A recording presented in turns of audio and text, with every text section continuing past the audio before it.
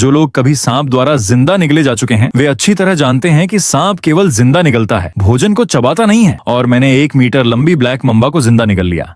हालांकि उसका शरीर विशाल था, फिर भी मैंने खुद को फटने की हद तक रोक कर रखा और उसे निगल ही गया। ऐसा सिर्फ इसलिए था क्योंकि वैश्विक विरूपण ग्लोबल डिस्टॉर्शन आ चुका था और 70% जीव विकृत राक्षसों में बदल रहे थे, जबकि मेरे सामने मौजूद यह ब्लैक मम्बा दुनिया के बदलने पर एक भयानक काली बिल्ली का रूप लेने वाली थी। विरूपण से ठीक पहले इसे निगलने पर ही इसके साथ मिलकर विकसित इवॉल्व हुआ जा सकता था। इस समय विरूपण से ठीक 3 घंटे पहले वन पुनर्जन्म लेकर मैं तुरंत कक्षा से बाहर भागा और पीछे के पहाड़ की ओर चल दिया, जहाँ मैंने इस ब्लैक मम्बा को पागलों की तरह ढूंढना शुरू किया। इस जीवन में केवल मैं ही इसकी विभीषिका को जानता था। पिछले जीवन में हर कोई चाहता था कि उनके पास super coin warriors, ultra 5 fighters होने हों, और ये सुपर 5 वॉरियर्स कवच की वो आत्माएं, आर्मर स्पिरिट्स थीं, जिनके जागृत होने की संभावना केवल तभी होती थी जब जीव विकृत न हुआ हो। पिछले जीवन में मैंने कवच को जागृत करने के लिए अपना सब कुछ झोंक दिया, लेकिन सफलता नहीं मिली। आधी जिंदगी तड़पते हुए बिताने के बाद अंततः मुझे एक विकृत जीव ने निगल लिया। इसलिए इस जीवन में मैंने एक अलग रास्ता चुनने का फैसला किया। 2.5 घंटे बाद झाड़ियों के बीच मुझे एक पूरी तरह से काली मम्बा दिखाई दी, जो पेड़ की छांव में आराम कर रही थी। मैं सोच ही रहा था कि इसे जिंदा कैसे निगलूं, तभी थोड़ी दूरी से एक बिल्ली के म्याऊं करने की आवाज आई। एक काफी तगड़ी काली बिल्ली ने शायद उस ब्लैक मम्बा को देख लिया था। उसकी आंखें चमक उठीं और वह धीरे धीरे उसकी तरफ बढ़ने लगी।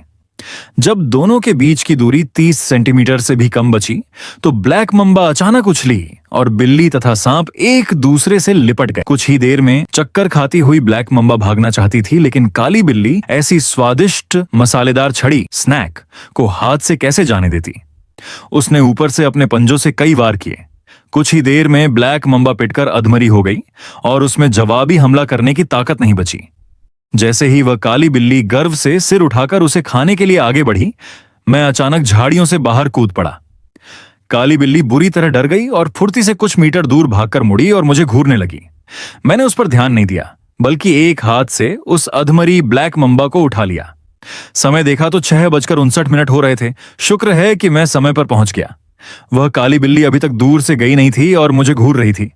अगर यह 2 पैरों वाला जीव बीच में ना आता तो वह अब तक उस मसालेदार छड़ी को खा चुकी होती, लेकिन मैं जानता था कि वह इसे बिल्कुल नहीं खा पाती, क्योंकि 59 मिनट 30 सेकंड पर लेजर किरणें आने वाली थीं और तब तक ब्लैक मम्बा उसके वश में नहीं रहती।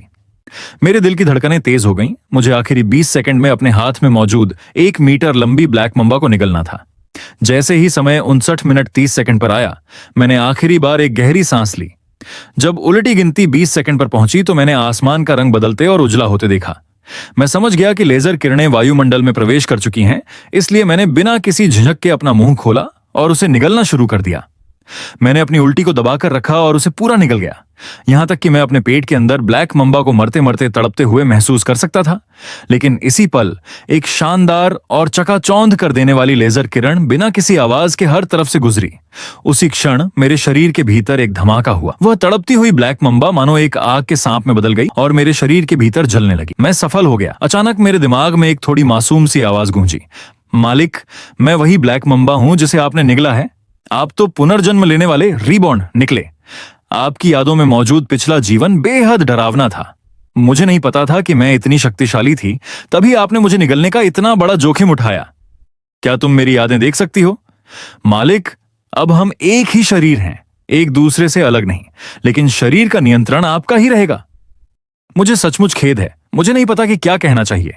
कोई बात नहीं, अब हम पिछले जीवन से भी अधिक शक्तिशाली बनेंगे। ठीक है, अब से तुम्हारा नाम श्याओ याओ होगा। इस जीवन के शासक केवल हम ही होंगे। अचानक दूर से एक दहाड़ सुनाई दी।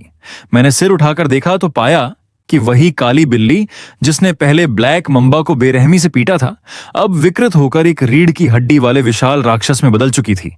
यह देखकर श्याओ याओ ने दहाड़ लगाई और उस बिल्ली को घूरने लगी, लेकिन वह बिल्ली नुमा राक्षस सबसे पहले मुझ पर झपटा।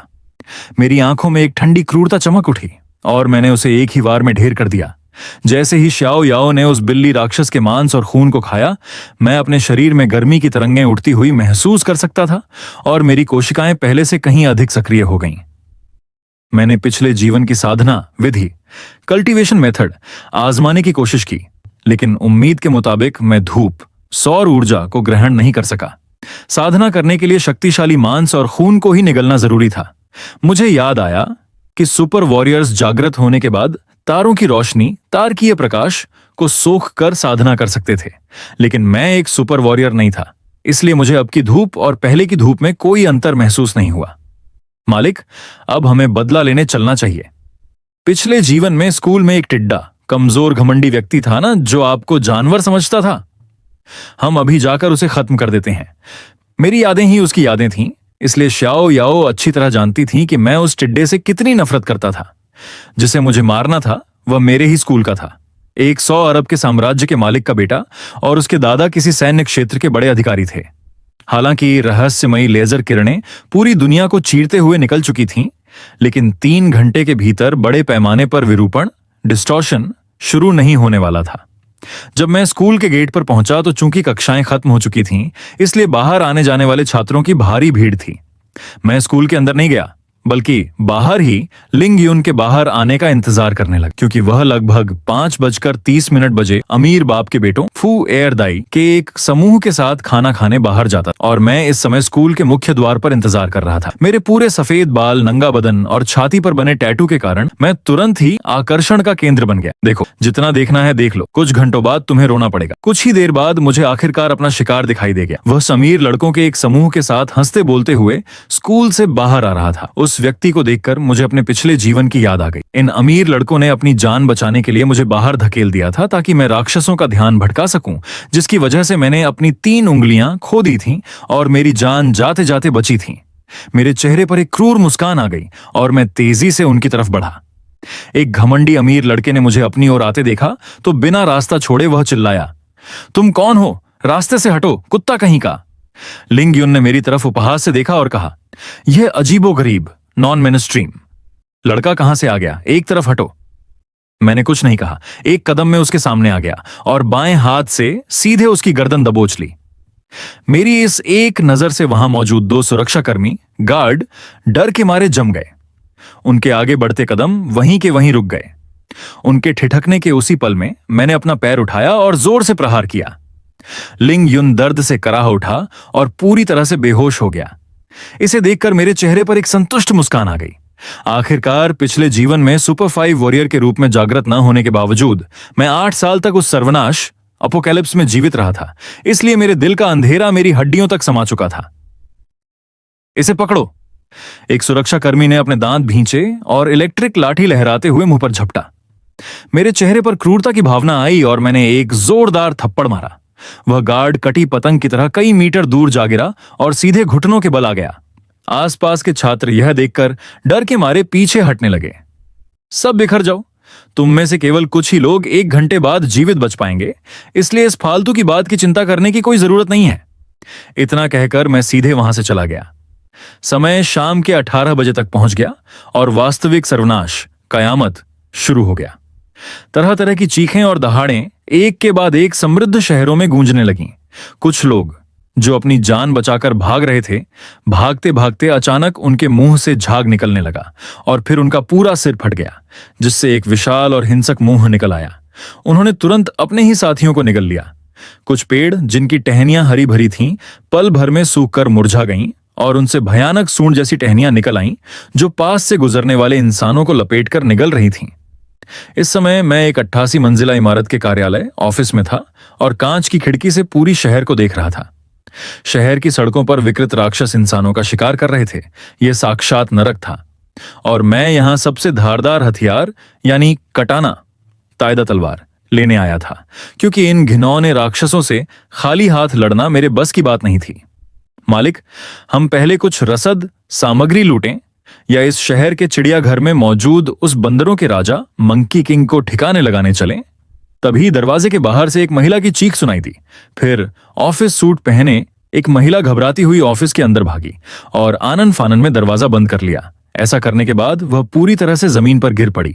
उसका शरीर कांप रहा था और वह पूरी तरह निराश थी। तुम कौन हो? तभी उसकी नजर चेयरमैन के ऑफिस में मौजूद एक अजनबी पर पड़ी और उसने वहां पड़े 4 राक्षसों के शवों को भी देखा। मैंने उस महिला पर एक ठंडी नजर डाली और दरवाजे की तरफ बढ़ने लगा। वह महिला जो अभी खड़ी हुई थी फिर से जमीन पर गिर गई। वह मन ही मन सोच रही थी, क्या मैं इस आदमी का इस्तेमाल बाहर के राक्षसों को भटकाने के लिए कर सकती हूं ताकि मैं लिफ्ट से अंडरग्राउंड गोदाम में जा सकूं? यहाँ आने के रास्ते में उसने अपने कई साथियों को धोखा दिया था और अब यहाँ किसी को देखकर उसने तुरंत अपना बुरा दिमाग चलाना शुरू कर दिया। उसे लगा कि उसकी खूबसूरती को देखकर कोई भी पुरुष आकर्षित हो जाएगा। अचानक ऑफिस के दरवाजे पर जोरदार प्रहार होने लगे और बाहर से राक्षसों की दहाड़ें सुनाई देने लगी। इससे वह महिला डर के मारे कांपने लगी। मैंने उस पर ध्यान नहीं दिया और दरवाजा खोल दिया। वह महिला जो अभी खड़ी हुई थी फिर से जमीन पर गिर गई। तुरंत ही कीड़ों जैसे दो विकृत राक्षस अपने नुकीले पंजे लहराते हुए अंदर आ गए।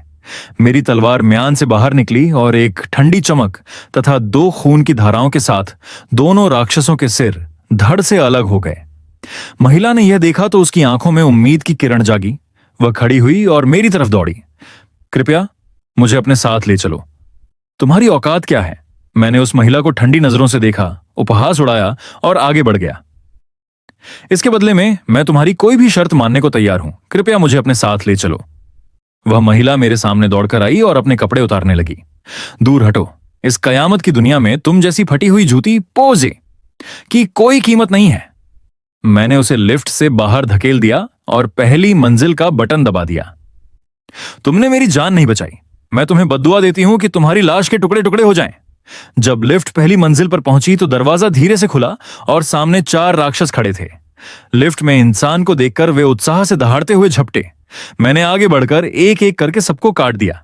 यह उतना ही आसान था जैसे तरबूज काटना। मालिक, अब हम कहां जा रहे हैं? एक अंडरग्राउंड गैंग को अपने वश में करने आखिरकार एक अकेले इंसान की ताकत सीमित होती है। जिस गैंग को मैं वश में करने जा रहा हूं उसमें 6-7 सुपर वॉरियर्स हैं। मैं हुआनतियान हवेली से बाहर निकला और कुछ ही पलों में रात के अंधेरे में गायब हो गया। जैसे जैसे श्याओ याओ विकृत राक्षसों के शवों को खा रही थी, मेरे पेट की भूख भी शांत हो रही थी। श्याओ याओ का राक्षसों को निगलना मेरे खाने के बराबर था। शायद मैं अब पूरी तरह से इंसान नहीं रह गया था। जब से मैंने अपनी पीठ के पीछे के 2 ड्रैगन दिखाए थे, तब से रास्ते के राक्षस भी मुझ पर हमला करने की हिम्मत नहीं कर रहे थे, बल्कि मुझे देखकर भाग रहे थे। हालांकि भूख खत्म हो गई थी, लेकिन प्यास अभी भी लग रही थी। मैं पानी ढूंढने ही जा रहा था कि अचानक दूर सड़क से गोलियों की आवाज आई। रात के अंधेरे में मैं कुछ ही कदमों में उस गली से गायब हो गया और उस जगह पहुंचा जहां से गोलियों की आवाज आ रही थी। एक सुपरमार्केट के प्रवेश द्वार पर 20-30 पूरी तरह से हथियारों से लैस सैनिक चारों तरफ अंधाधुंध गोलियां चला रहे। लगातार आ रहे राक्षसों के झुंड के सामने गोलियों की आवाज और राक्षसों की दहाड़ें आपस में मिल चुकी थीं। लेकिन इतने सारे राक्षसों के सामने, जिन्हें मारने के लिए कभी कभी दर्जनों गोलियां चलानी पड़ती थीं, वे सैनिक घबरा गए थे। अचानक अंधेरे से एक नुकीला जाल तंतु निकला और उसने लगातार 3-4 सैनिकों को आर पार छेद दिया और उन्हें खींच कर ले गया। कप्तान का चेहरा पीला पड़ गया। उसने उस अंधेरे की तरफ 2 ग्रेनेड फेंके और पागलों की तरह गोलीबारी की। सुपरमार्केट के अंदर मौजूद 100 से अधिक जीवित बचे लोग, सर्वाइवर्स, एक साथ सिमटे हुए बाहर की गोलियों और राक्षसों की आवाजें सुनकर थर थर कांप रहे थे। जैसे ही इस सेना के पास बारूद खत्म होने वाला था, उन पर हमला कर रहे राक्षस अचानक रुक गए और पीछे हट गए। ये क्या माजरा है? क्या कोई और भयानक राक्षस हम पर हमला करने वाला है? सैनिकों ने यह देखा तो वे डर के मारे उस अंधेरे को देखने लगे और अपनी बंदूकों का रुख उसी तरफ रखा। फिर उन्होंने देखा कि सैकड़ों राक्षसों ने एक रास्ता छोड़ दिया है, जिससे सैनिक सतर्क हो गए और उनके हाथ कांपने लगे। इतनी बड़ी संख्या में राक्षसों को रास्ता देने पर मजबूर करने वाली सत्ता निश्चित रूप से कोई शक्तिशाली बॉस राक्षस ही हो सकती थी। हालांकि कुछ ही पलों बाद वे दंग रह गए, क्योंकि सामने कोई राक्षस नहीं बल्कि इंसानी शरीर वाला एक व्यक्ति था, जिसके पीछे 2 भयानक काले ड्रैगन, ब्लैक ड्रैगन थे। वह जहां से भी गुजर रहा था, कोई भी विकृत राक्षस उस पर हमला करने की हिम्मत नहीं कर रहा था। मैं इंसान भी हूं और राक्षस भी। मैं तुम्हें नुकसान नहीं पहुंचाऊंगा, बस थोड़ा पानी पीने आया हूं। मैं राक्षसों के झुंड को पार करके सुपरमार्केट की तरफ बढ़ा। इतने सारे राक्षसों को निगलने के बाद मेरा शरीर इतना मजबूत हो चुका था कि अब गोलियां भी इसे पार नहीं कर सकती थीं। इसलिए 20-30 बंदूकों के सामने भी मैं ऐसे चल रहा था मानो वे वहां हों ही नहीं। अगर वे मुझ पर गोली चलाते तो मैं एक पल में उन्हें खत्म कर देता। यह व्यक्ति सचमुच राक्षस नहीं है। छोटे भाई, तुम्हारा नाम क्या है?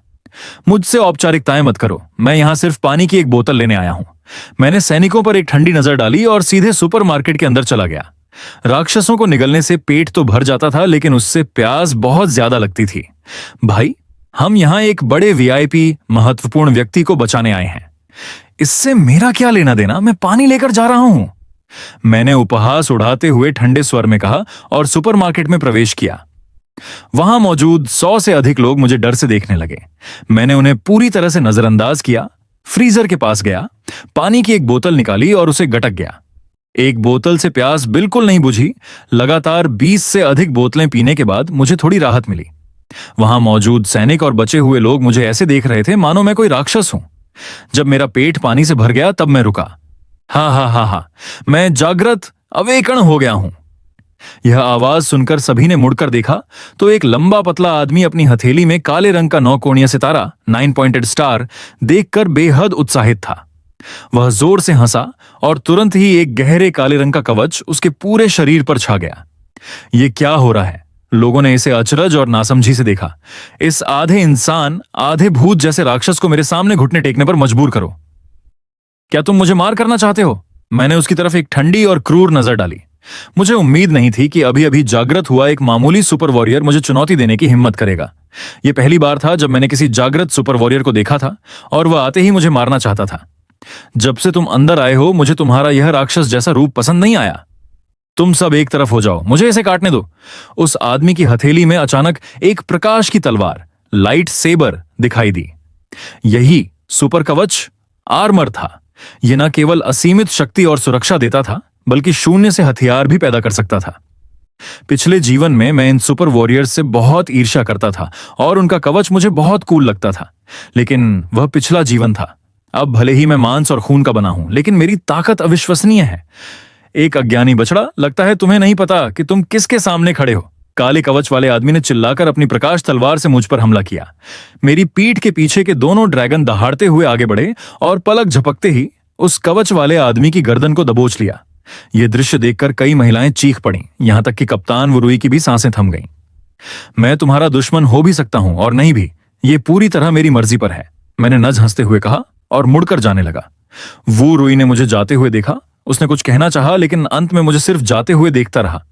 जैसे ही मैं बाहर निकला उन्होंने तुरंत सुपरमार्केट का लोहे का दरवाजा बंद कर लिया। एक तरह से मैंने उनकी जान बचाई थी। बाहर पहले जो राक्षस जमा थे वे अब गायब हो चुके थे, क्योंकि उन विकृत राक्षसों की नजर में मैं एक बेहद उच्च जीवन स्तर लाइफ लेवल का जीव था। मैंने अंधेरे के एक कोने की तरफ देखा तो वहां से एक विशालकाय आकृति धीरे धीरे बाहर आई। उस राक्षस के मुंह से एक तीखी हंसी निकली और वह मुझे ऐसे देख रहा था मानो मैं डाइनिंग टेबल पर रखी कोई स्वादिष्ट डिश हूं। उसकी पीठ के पीछे के तंतु स्पर्शक बंदूक की गोली की रफ्तार से मेरी तरफ बढ़े, लेकिन मैं पलक झपकते ही वहां से गायब हो गया और सीधे उस राक्षस के सामने प्रकट हुआ। मेरी तलवार म्यान से निकली जिसकी धार पर भयंकर काले ड्रैगन की ऊर्जा ड्रैगन गॉन्ग फोर्स सवार थी। एक ही झटके में उस विशाल राक्षस का शरीर 2 टुकड़ों में कट गया। श्याओ याओ ने उत्साह से आगे बढ़कर उसे खाना शुरू कर दिया। जैसे जैसे वह उसे खा रही थी मैं अपने शरीर में बढ़ती ताकत को महसूस कर रहा था। उस राक्षस का मांस खाने के बाद मेरी आकृति फिर से रात के अंधेरे में गायब हो गई। इस समय युनचैंग के सबसे बड़े अंडरग्राउंड गैंग में मिट्टी के पीले रंग का कवच पहने एक मजबूत कदकाठी का आदमी अपने कंधे पर एक सुंदर महिला को उठाए हुए था। बॉस, देखो मैं किससे पकड़ कर लाया हूं। अरे वाह, तुम तो चू हुआन की बेटी को ही उठा लाए। उस चू हुआन ने हमें इतने सालों तक दबाकर रखा, अब उसे सबक सिखाने का समय आ गया है। उनका ब्लैक ड्रैगन गैंग हमेशा उसके दबाव में जी रहा था। लेकिन यह तो बहुत अच्छा हुआ। यही वह समय है जिसका हम इंतजार कर रहे थे। जो लोग पैसे के दम पर अपनी मनमर्जी करते थे उन सबको मार देना चाहिए। बॉस, क्या आप इस लड़की से शादी करके इसका वीडियो चू हुआन को भेजने वाले हैं? वहां मौजूद 3 और लोग जो सुपर वॉरियर के रूप में जागृत हो चुके थे जोर जोर से हंस रहे थे। इसी बीच बंधी हुई छू मेंगशी का सुपर कवच, बर्फ का कवच, सक्रिय हो गया। एक ही पल में उसका शरीर चांदी जैसे सफेद कवच से ढक गया। सुपर कवच, रुको, बाहर से एक इंसानी राक्षस सब कुछ तबाह करते हुए अंदर आ रहा है। तीसरे बॉस को उसने एक ही वार में खत्म कर दिया।